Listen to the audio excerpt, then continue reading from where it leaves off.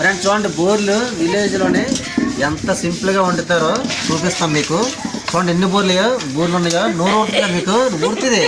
చూపిస్తాను ఇప్పుడు. చూడండి కందిపప్పు బూర్లు. ఓకే, శనగపప్పు బూర్లు అయితే కందిపప్పు ఏం వేస్తారు? మినపప్పు మినపప్పు, బియ్యం, నెయ్యి, పంచదార, పంచం లేదా బెల్లం కూడా ఇచ్చేయచ్చు.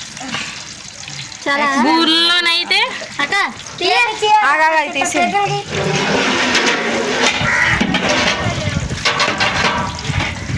ఏది లేకుండా ఎలా చేసేస్తాం అమ్మలో.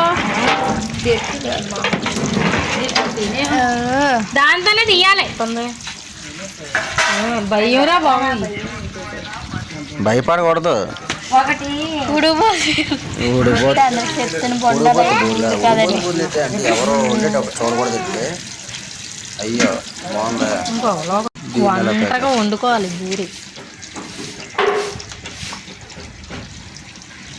ఉసిరమ్మా బాగా పడుతున్నా. మరి ఒక్కొక్క చేతి టేస్ట్ ఉంటుంది కదా, ఎంత వేసినా ఎక్కిపోయినా ఒక్కొక్క చెయ్యి ఏముండదు. దేవుడి దండ పెట్టుకొని మనం పాజిటివ్గా వెళ్ళిపోవాలి. అన్నీ బాగుంటాయి, హ్యాపీగా ఉంటాయి అనుకుంటే వెళ్ళిపోతాయి. అన్నీ బాగుంటాయి. ఆ వినాయకుని తెలుసుకొని స్టార్ట్ చేసేది అదే బాగుంటుంది. దానికి భయపడ్డాం.